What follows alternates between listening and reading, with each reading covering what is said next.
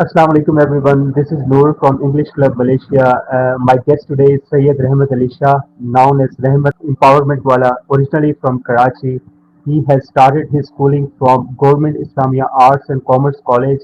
He has also done several online courses such as freelancing, digital marketing, SEO, and Python from digiskills.pk and eacademy.pk. He started his professional career as a telemarketer at DNE Campaign and then worked as a transcriber at TELUS International. He is head of interview podcast department at Rehan School, titled as Cultivating Future Communicators and Empowering Minds. He has taught communication skills, personality development, and self-grooming and self-confidence to thousands of students globally. On his podcast, Empowering Minds, he has interviewed hundreds of national and international prestigious guests from various walks of life. Syed Rehmat Ali Shah, welcome to English Club Malaysia. It's awesome to have you here. I've been honored to be interviewed by you. One and only interview that I had done as a guest so far, being a podcaster, and it was a wonderful experience. Obviously, you have done podcasts for last 11 months. What do you think we lack here in Pakistan? And how's Pakistan treating you? Because you are not somebody who is just a normal person. You are a person with disabilities. How a person with disabilities gets treated in Pakistan, and what do we lack here in terms of that in Pakistan? So thank you so much, Nurul Nasib Saab, for this wonderful question. I think as a person with disability, I have also experienced many persons with disabilities who have been experiencing many, I guess, lack of facilities in Pakistan, like transporting issues, schooling issues. There are not much schools for person with disabilities, special schools, if I would say, and for those who are physically disabled, like using wheelchairs or polio diseased persons, they still can manage in regular schools, in regular colleges, because of they are not mental disabled or any other sensory disability. But for the persons who have some sensory disability, who have some mental disability, so the schools are very less, very very less. You can count on your fingers that kind of schools. So I think the very basic necessity, which is education, is not very much vastly available for person with disabilities according to their needs. And then if we come more advanced, then there are no transport facilities, especially for person with disabilities. There are no public places designed especially for person with disabilities, like wheelchair accessible, like cane persons who use cane. There are some exact tactile on the floor which guide them, assist them where to go, where to move. So they are not very much available. They are not public bathrooms much available for persons with disabilities, car parkings or parkings for special persons. So these are some basic necessities I think they are missing in Pakistan. But still people are very very generous, very very helpful to each other, because when you meet Pakistanis in Pakistan and outside Pakistan also, that Pakistani connection is very wonderful connection, and people love each other and help each other. And according to my experience, I've been 35 years old now. So whenever and whoever I met in my life, very very supportive. Alhamdulillah, Allah has bestowed so much his generosity and love to on me, that whenever I need some help, whenever I been in a difficult situation, Allah has met me with people who were very supportive, very generous. And I think that is one of the reasons I'm here in front of you and speaking like this, and hundreds or 200 people know me now, because of all those people who helped me in every way. My teachers, my school friends, my college friends, my parents are on the top of the list, of course, and then all my mentors, and then of course Rehan Alawala, who has showed me this way where I can explore myself. I have explored myself, and I am doing these wonderful podcasts. So Alhamdulillah, uh, these people are very good, and because of all these people, I think I am what I am right at the moment. That's so humbling to hear that, Rehmat bhai. You were born in Karachi. What sort of culture and people are down there for somebody who hasn't been to Karachi? I would really love to do that because I really love Karachi. Karachi is one of my favorite cities, top of the list, because I've born here, I've lived here, and I really love Karachi. Karachi is a metropolitan city of Pakistan, which means you will find people from all over Pakistan come to Karachi to live here, to work here, for financial purposes, for businesses, for everything. So it is called metropolitan city. The population of Karachi is more than 100 countries in the world. So that's how it is. Big is Karachi. So it is a city of beaches. Also, there are many beaches in Karachi, which you won't find much in Pakistan's other cities. Some in Balochistan, but of course, Balochistan is not very accessible to people of Pakistan. So Karachi is the main hub for beaches. If you want to visit any beach, you come to Karachi. So Karachi has wonderful beaches, and the food is amazing here. You will find every type of food in Karachi, from Gilgit Baltistan to Sindh. Every type of food, from Balochi food, you will find food from Khyber. You will find food from Punjab. You will find food from all over the world, I guess now, because the world is being global village. So Karachi's food is very amazing. I really like biryani is at the top of it. Karachi's biryani is the world famous biryani. You won't find any other biryani so tasty than the Karachi's biryani. So biryani is on the top of list. Food is on the top of list. There are so many food streets in Karachi, which represents all over food from all over Pakistan. So these are some very very highlights of Karachi, and of course you will find people from every region, every religion, and who speak different languages, who have come from different cultures, but are living in this metropolitan city, which is bigger than 100 countries. So that's how Karachi is. That's so awesome. I have actually been to Karachi once, Rehmat bhai, I think at least 8 years ago. Indeed, it is a beautiful place. And although the situation was a bit different at that time, there was terrorism going on. Things have changed pretty much now. I think it is one of the best cities of Pakistan, and one should visit there if you get a chance. Rehmat bhai, you have spent your whole life in Karachi, and if I had met you when you were 15 to 20 years old, what kind of Rehmat bhai or human being or person were you? Were you the same kind of person, teaching, preaching, encouraging, empowering others? Difficult question to answer, Nurul Asif Saab, but I'll try my best. At that age, I think I was, very much similar to what teenagers like behave, right? So, I was a bit rude person. I was, you would say, more prouder than one should be. Because I was given so much love by my parents. My parents took extra care of me because of my disability. So they took extra care of me. They paid more attention on me than any other my brothers.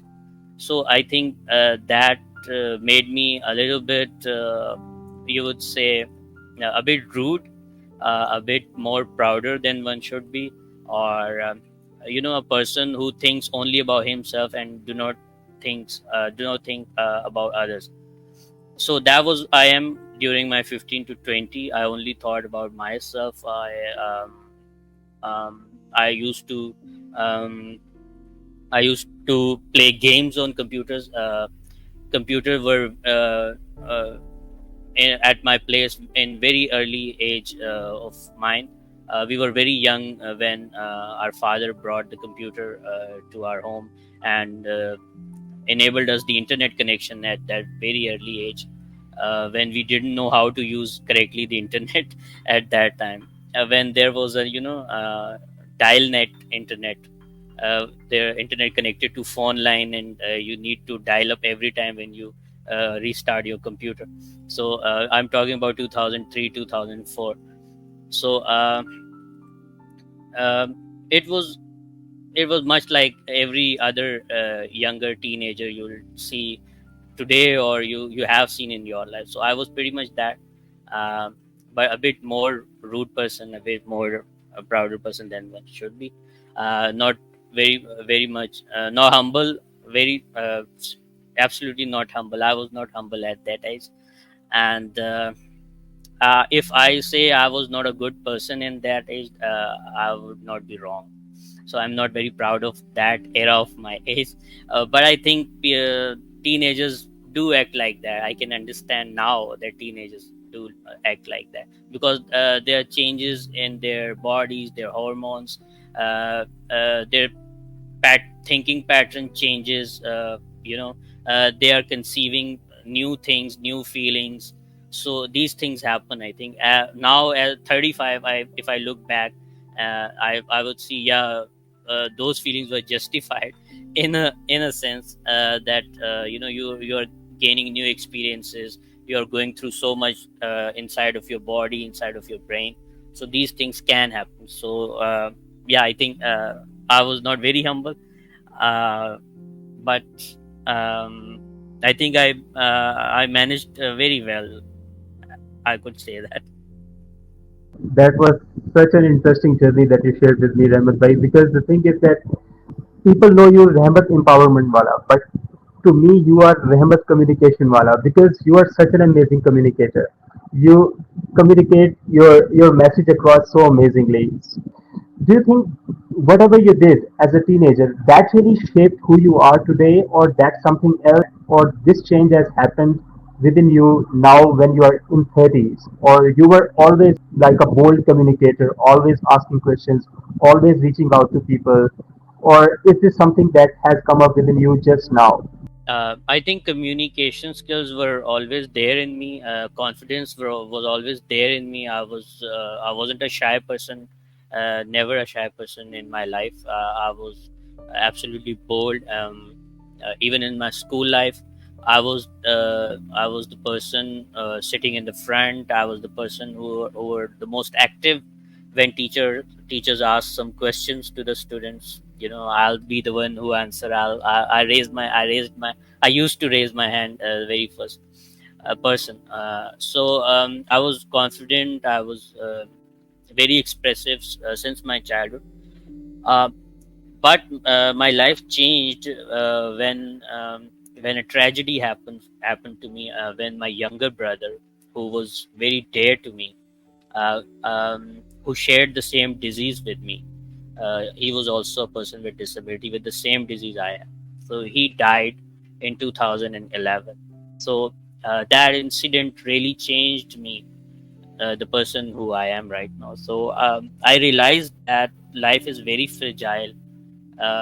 You can be here in a minute and you won't be here in the next minute.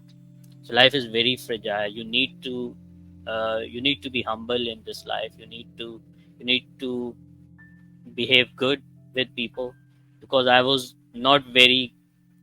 I wasn't a very good brother to my younger brother. He was very good brother to me, but I was not a very good brother to him, uh, because of my some rudeness or proudness, or you would say these things. So when he left this world, I realized that I was not a good person. I needed to be a good person. So I gathered myself in a month or two after that tragedy, and my other siblings, my other brothers, uh, really helped me to hold myself, and I realized, how should I behave now? How should I change my personality now? Whatever had done was done. I couldn't change that, but what I can change is myself, and what I can change is how to behave to other people's now, whatever the life I have remained. So that tragedy changed me, and changed my personality, changed my behavior, changed my tone, changed the way I talk now. So I think persons who had a behavior like me, who has a behavior like me, or who have a behavior like me, needs a tragedy in their life, I guess, to change themselves. So need one similar moment which hurt them, so they can realize what life is, how fragile life is.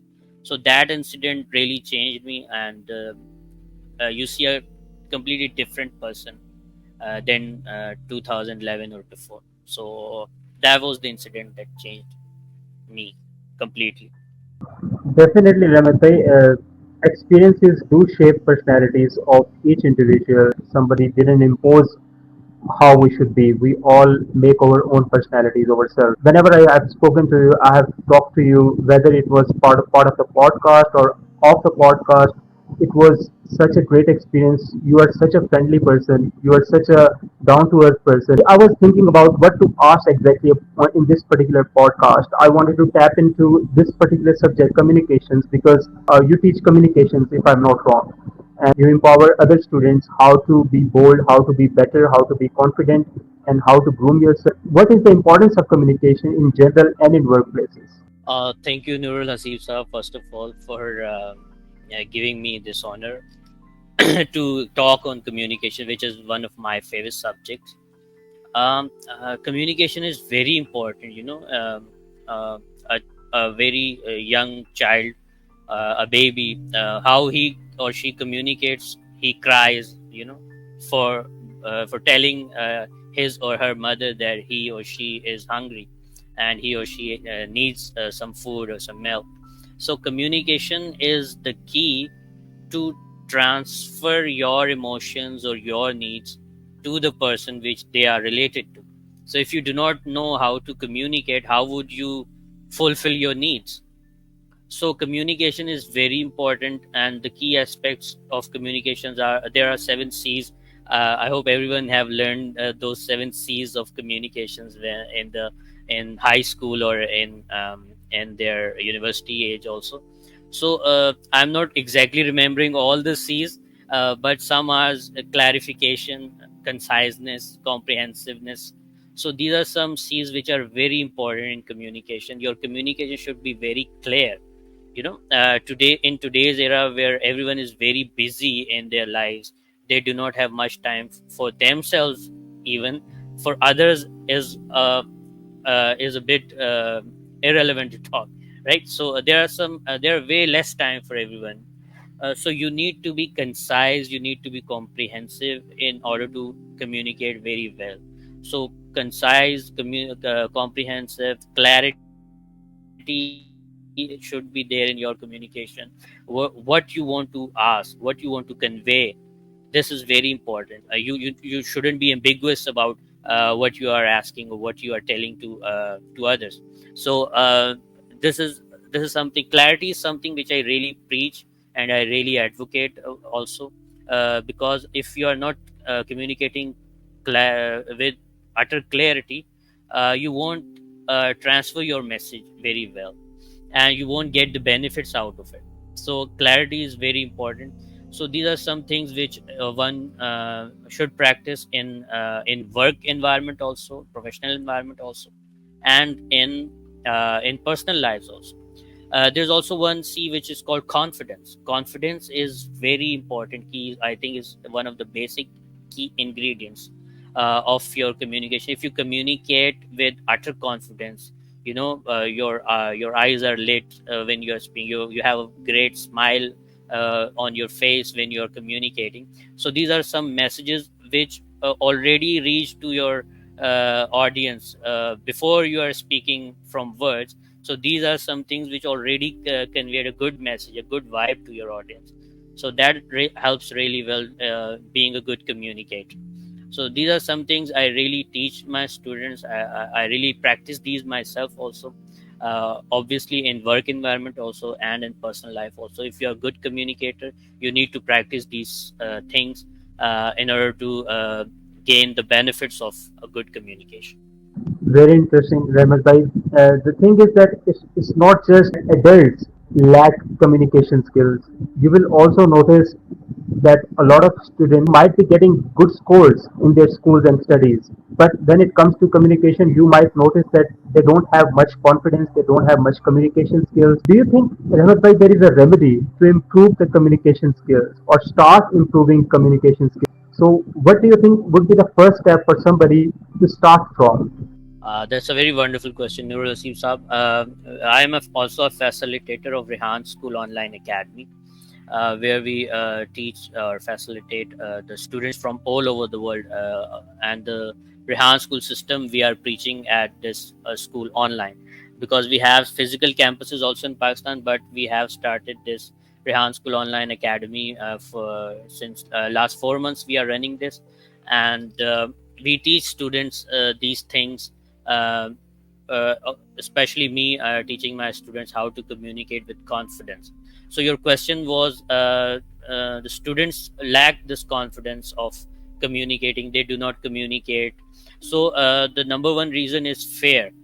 The fear is that they haven't faced camera, they haven't spoken online, they haven't spoken to someone online, they haven't been to online classes. I'm talking about online classes right now, but of course you can uh, imitate this scenario in every aspect of life. So fear is the number one reason which hinders us, or which halts our communication skills, which stops us being a good communicator. So fear, we need to take out that fear. How we do that? We make them do these things which they are fearful of. So once you start doing these things which you are fear of, uh, slowly and gradually that fear gets out of it.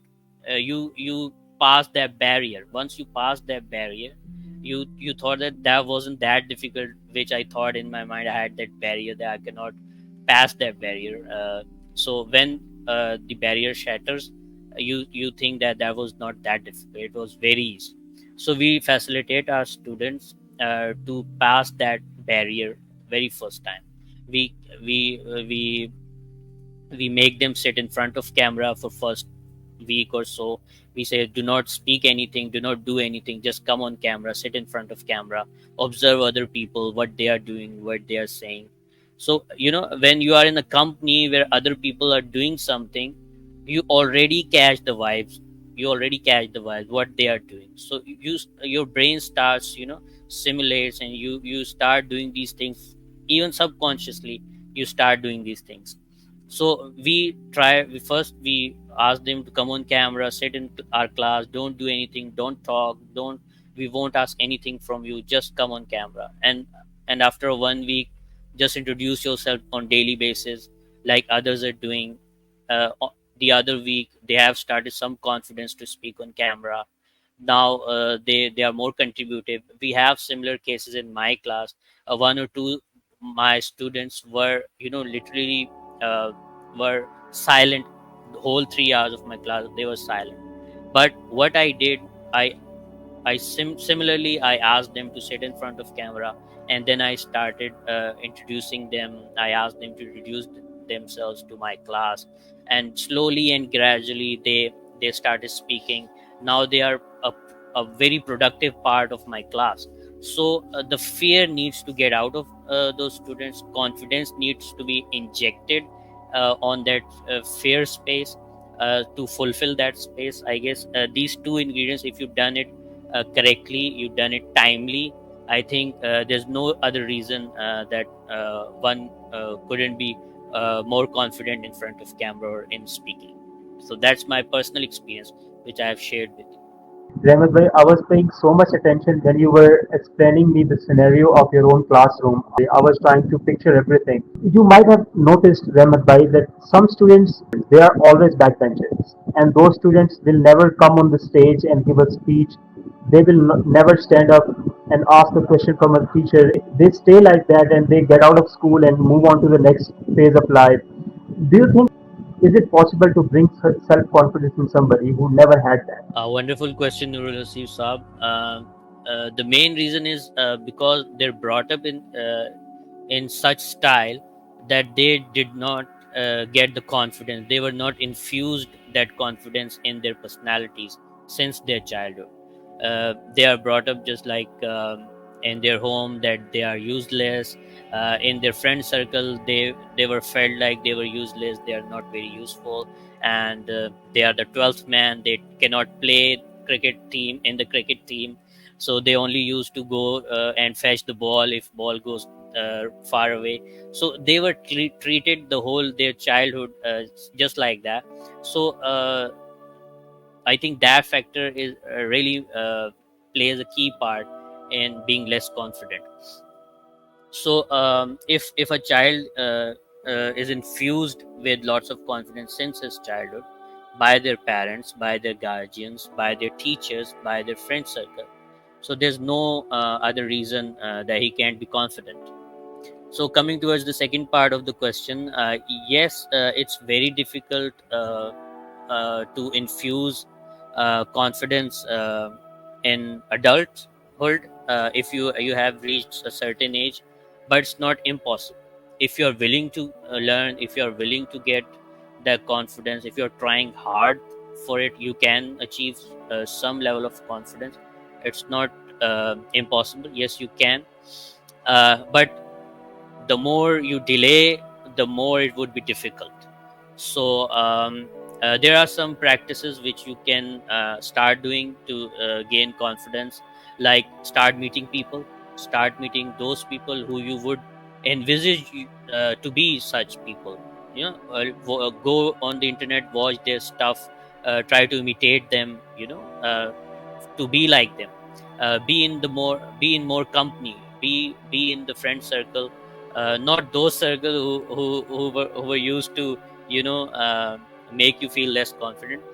Try in the company who admires you, who makes you feel useful, who makes you feel good, who makes you feel productive.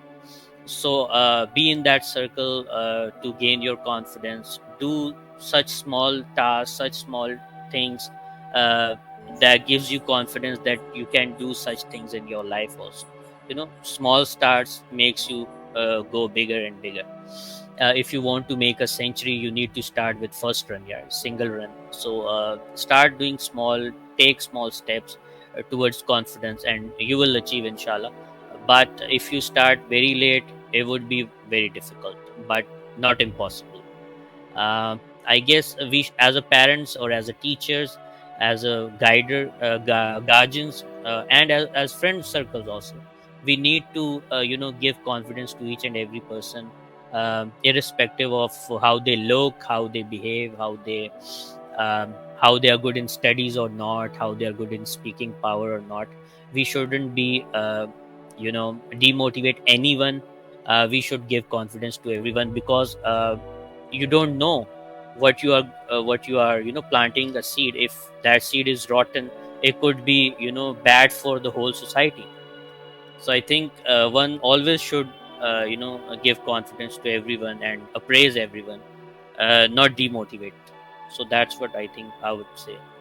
I'm really impressed the way you address this question, Rehmat bhai, because I can relate your answer to one of my experiences. I ran an academy for 6 months, and there were students who had done several courses of English communications, and they were not even able to utter a single statement of English in front of anybody, a stranger. So the thing is that they always lacked that self-confidence. They couldn't utter or express their feelings, but they couldn't even breathe in English. Forget about 10 years of English education. When it comes to greeting, they can't even greet in English. They can't even say how are you because of the hesitation, because of the less having less confidence. Another remedy I came up with, I wanted them to self-write about certain topics. Like I wanted them to introduce themselves, about their families, about their life, about their education. I wanted them to self-write certain essays on their own. After writing, they can express those essays in front of the mirror and then in front of me. So a teacher and a mentor can always come up with ways and strategies to infuse self-confidence. There are people who never gets out of their city or country out of the fear that how would they communicate with the people, they might not know the language of that country, right? So what would be your best tip to start communicating with people you don't know? Again, a very good question, Nurasif Saab. Sir Rehan Allah has given us this amazing tool to practice an exercise called interviews. You know, by using this tool, the person we don't know about, the person we haven't seen, we haven't met, is on the other side of the screen. We share the same screen and we conduct half an hour interview with that person, with by using this amazing tool. So talking to strangers um, is a bit difficult thing if you don't know how to do that. So what's the best thing to learn? I think it's interviews, which we have been teaching in Rehan school system for the last 2.5 hours, and I have done it 200 plus interviews, and all have been very amazing. So, coming to your question, how to start conversation with strangers? Start by introducing yourself. What you are, who you are, where are you from, what are the intentions behind your interaction with that stranger.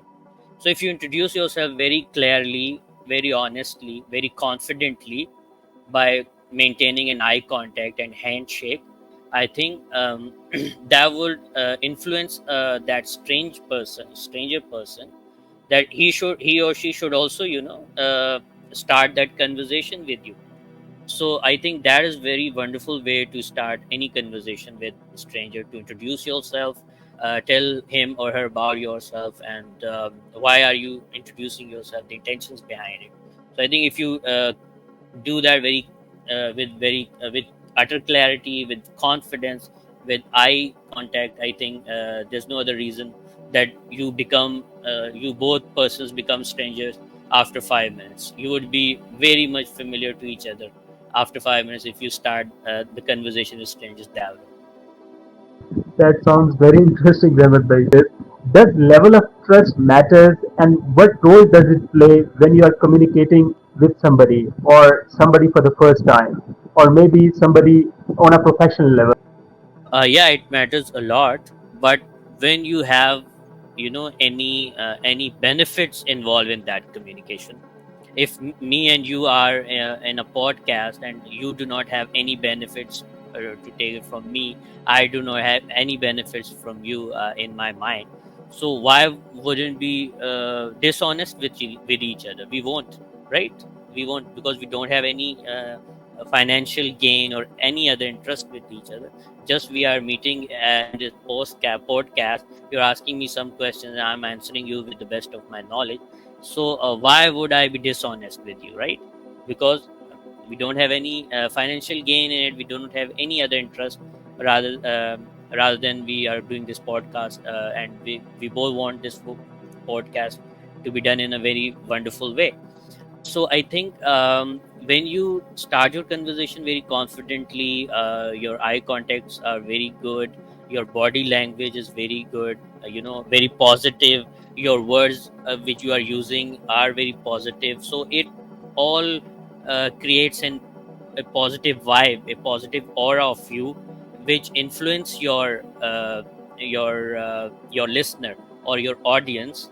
I think that builds the first step of that trust, because you have generated those positive vibes with your introduction, with your words, with your body language, with your facial expressions, with your eye contact, with your handshake, firm handshake.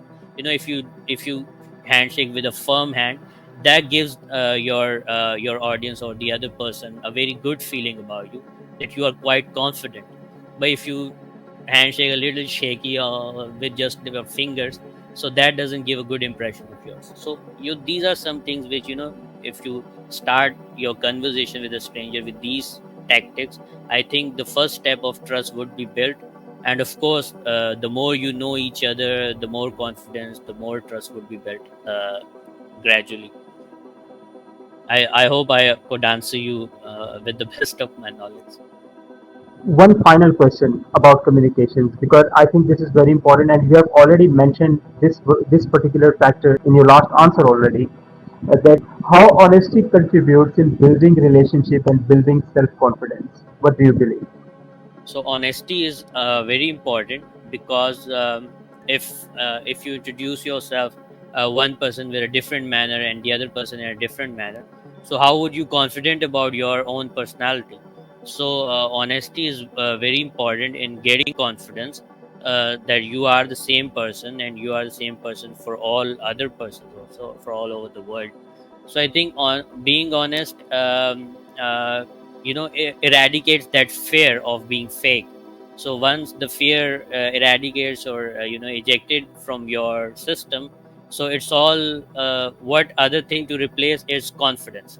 So confidence, fear are the opposite things. If you eradicate or erase that fear out of you, then you should infuse all the confidence in yourself. So I think honesty is also one of the key ingredients to remain confident, because you won't need to be fear from anyone or anything, that someone could harm you or hurt you, or blame you for being dishonest. So I think honesty is very important in getting confidence, which obviously helps you in good being a good communicator. 100%. I couldn't agree with you more, Rahmat bhai. Lastly, is there a message that you would like to give to the audience from your side on a very personal note? Definitely, I would love to add in it. With my own experience, I usually say this, that value your time. Don't waste your time, especially the age of 16 to 25. These 10 years when we are super energized, super energetic, super confident. Our intelligence works very well.